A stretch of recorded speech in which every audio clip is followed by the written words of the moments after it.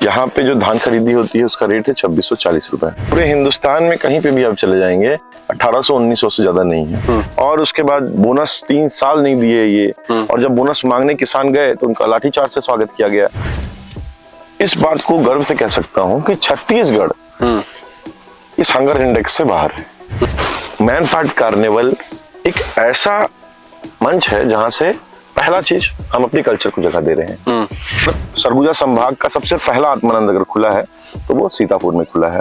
जो gas cylinder है वो बैकअप के तौर पे है। अच्छा, मंत्री अमरजीत भगत इनका समर्थन करें, लेकिन ऐसा कभी नहीं हो सकता। उन्होंने प्लांट का समर्थन करें। हाँ, प्लांट का उनके पास, और उन्होंने बहुत साफ साफ शब्द में बोला था, अगर गांव वाले विरोध कर रहे हैं तो समझ लो मैं भी विरोध कर रहा हूँ। हाय रे सरगुजा नाचे, अलती कालती मादर बाजे, हाय रे सरगुजा नाचे। नमस्कार, मैं नीलांजन तिवारी, आप देख रहे हैं द भारत पोस्ट। मैं छत्तीसगढ़ के सीतापुर विधानसभा क्षेत्र में हूं और हमारे साथ आज बातचीत में है आदित्य भगत, जो राहुल गांधी के साथ कन्याकुमारी से कश्मीर तक लगभग 4080 किलोमीटर का सफर तय कर यहाँ कर देश के नब्ज को उन्होंने टटोला और प्यार और मोहब्बत को बांटने की कोशिश की। आइए आज ही जानते हैं कि विधानसभा चुनाव में क्या होने वाला है और जो वो कन्याकुमारी से कश्मीर तक का सफर तय किए थे उसका कितना फल उनको मिल रहा है, क्या असर हो रहा है, ये जानने के लिए हमारे साथ आदित्य भगत जी हैं। स्वागत है आपका आदित्य भगत जी। Thank you. आइए बात करते हैं थोड़ा, और क्यों मैं धान के खेत में हूँ ये भी जानना जरूरी है, क्योंकि छत्तीसगढ़ को धान का कटोरा कहा जाता है। और जब बात शुरू हो रही है छत्तीसगढ़ में विधानसभा में तो शुरू होनी चाहिए किसानों से। तो पहला सवाल मेरा यही है, आइए बैठते हैं। पहला सवाल मेरा ये रहेगा कि छत्तीसगढ़ को धान का कटोरा कहा जाता है, और आप भी जब भारत यात्री थे, पूरा पैदल चले देश में, तो यहाँ के किसान और बाहर के किसानों में क्या फर्क देखा और क्या चीजें लगी आपको? देखिए, अगर बुनियादी तौर पे बात की जाए तो सबसे बड़ा चीज होता है धान का दाम। हाँ। तो जो छत्तीसगढ़ में जो धान के दाम दिए जा रहे हैं, अगर मैं बात करूं किसान के सबसे सर्वाधिक मूल्य की, तो छत्तीसगढ़ में। अच्छा। यहाँ पे जो धान खरीदी होती है उसका रेट है 2640 रुपए।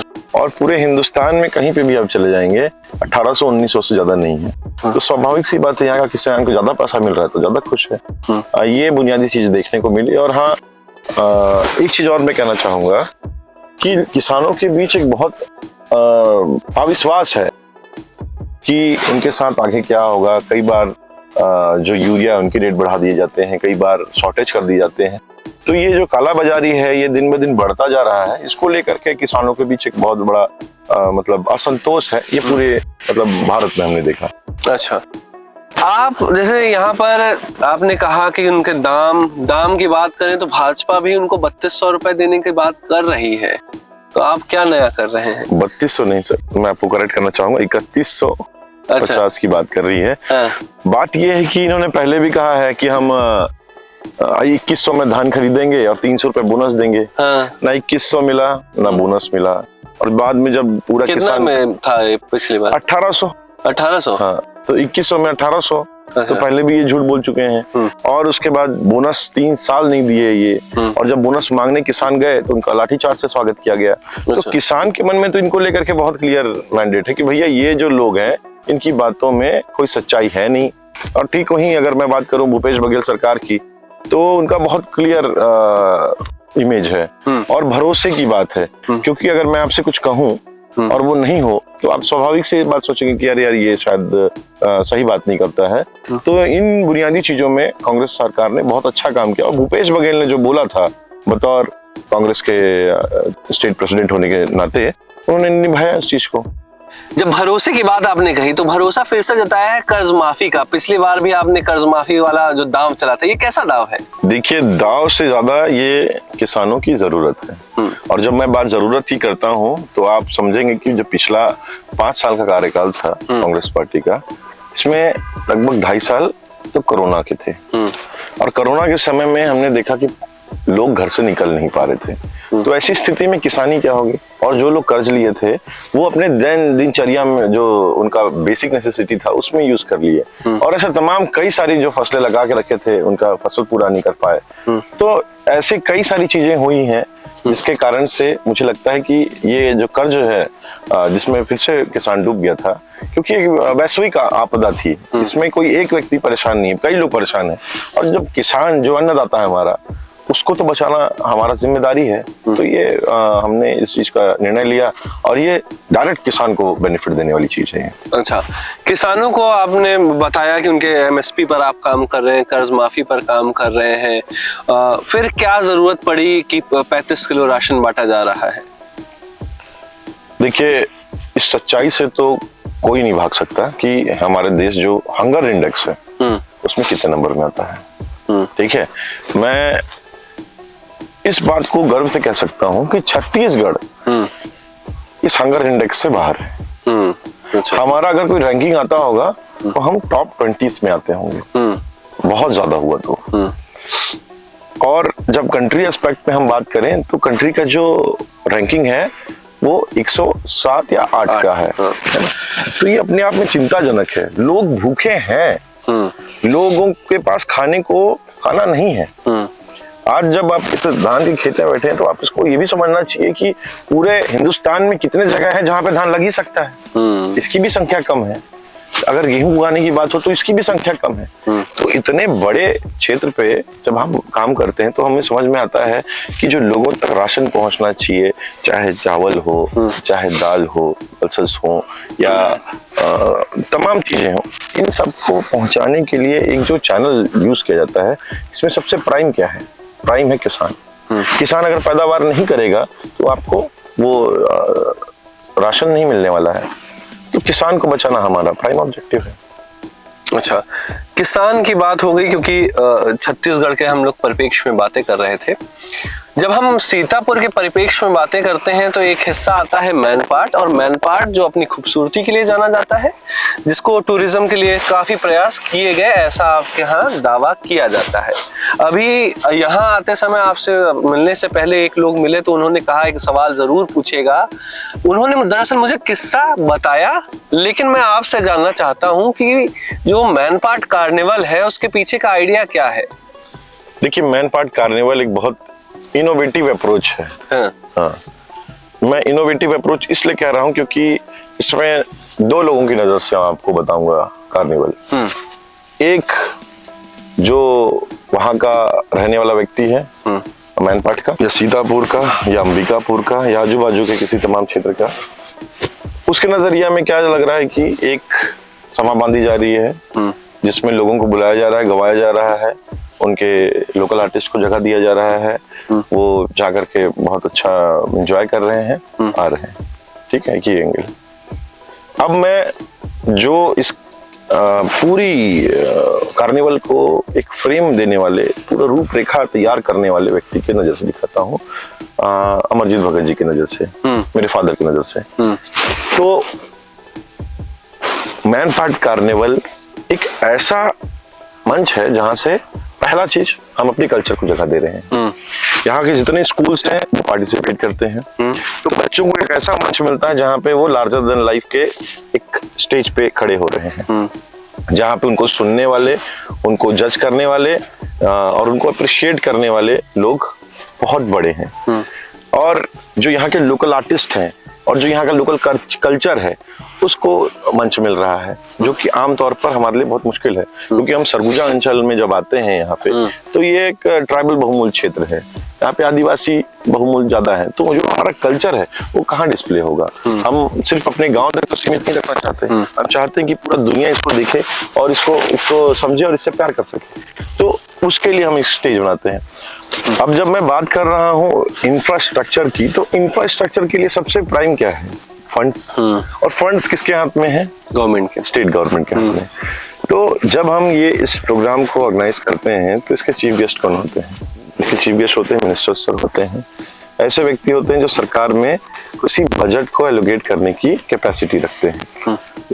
और पिछले 20 साल से, अच्छा, ये पहले से चल रहा है? हाँ। अगर देखा जाए तो जो सरकारें थी वो दूसरे अपोजिशन गवर्नमेंट की थी। ऐसे स्थिति में उनको बुलाना और उनको मंच देना और उनके सामने हमारे जो लोग हैं वो परफॉर्म कर रहे हैं और सेम टाइम हम उनको रिक्वेस्ट कर रहे हैं कि हमारे यहाँ पुल पुलिया सड़क बोरिंग हो गई, पीने स्वच्छ पानी का व्यवस्था, स्कूल की व्यवस्था, हॉस्पिटल की व्यवस्था, इन तमाम चीजों का रिक्वायरमेंट हम पुश करते हैं। और मैं आपको बता दूं कि आप देखेंगे कि मैनपाट बतौर एक टूरिज्म हब के तौर पे उभर के आया है। इसको बनाने के लिए बहुत लोगों का मेहनत लगा। इसमें तमाम जो विंग है काम किया इस पे। आप स्वयं सहायता समूह को ले लो, उनके साथ हमने बहुत अच्छा काम किया। उनके लिए एक कॉरिडोर ओपन किया ताकि जितने भी हमारे टूरिज्म स्पॉट है वहाँ पे पार्किंग की व्यवस्था अच्छी हो पाए, वहाँ पे साफ सफाई रहे। तो कार्निवल सिर्फ एक कार्निवल नहीं है, कार्निवल एक विकास की गाथा का एक बहुत इंपॉर्टेंट चैप्टर है सीतापुर की।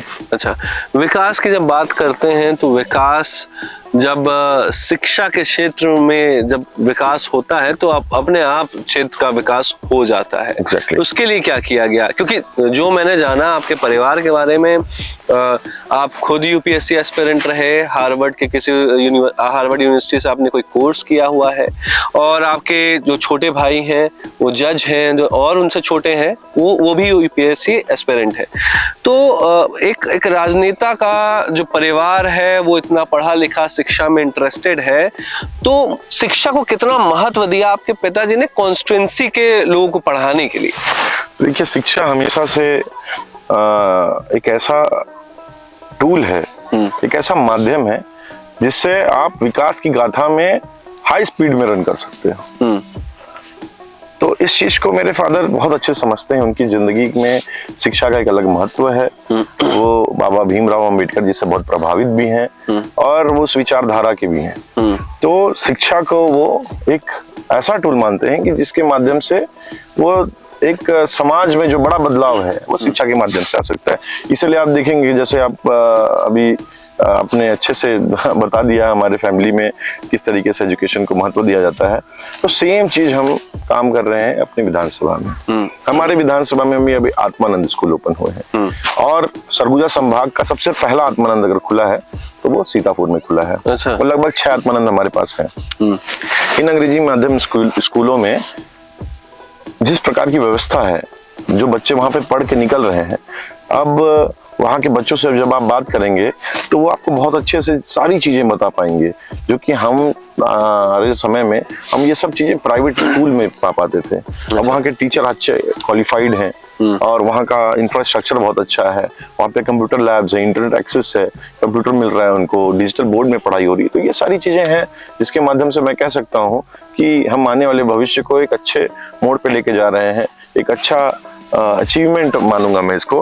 और अच्छी बात यह कि कांग्रेस सरकार ने कांग्रेस पार्टी ने अपने घोषणा पत्र में इस बात को सुनिश्चित किया है कि स्कूल्स ओपन किए जाएंगे। स्कूल्स कितने, लगभग 6000 स्कूलों को आत्मानंद स्कूल बनाया जाएगा। तो ये अपने आप में मुझे लगता है कि आने वाले भविष्य के लिए युवाओं को, बच्चों को तैयार करके मतलब नए वर्कफोर्स की ओर हम लोग बढ़ रहे हैं। इस बार जो है महिलाओं और युवाओं के लिए आपके घोषणा पत्र में क्या है? कैसे आप जब जा रहे हैं प्रचार करने, मैंने देखा तो उसमें कैसे उन लोग को लुभा रहे हैं कि कैसे वोट करना है, क्यों वोट करना है आपको? देखिए, युवा की बात मैं करूं तो युवाओं के लिए एक बहुत अच्छा प्रोग्राम है। सब्सिडाइज रेट में उनको लोन दिया जाएगा। और कितना सब्सिडी? 50% सब्सिडी। ये हिंदुस्तान में कहीं भी इतना ज्यादा सब्सिडी नहीं दिया जाता। ये वेलफेयर स्टेट की तरफ हम बढ़ रहे हैं और वेलफेयर स्टेट की तरफ जब बढ़ने की मैं बात करूं तो आप युवाओं को ऐसा मौका दे रहे हैं कि वो अपने पैर पे भी खड़े हो सकते हैं।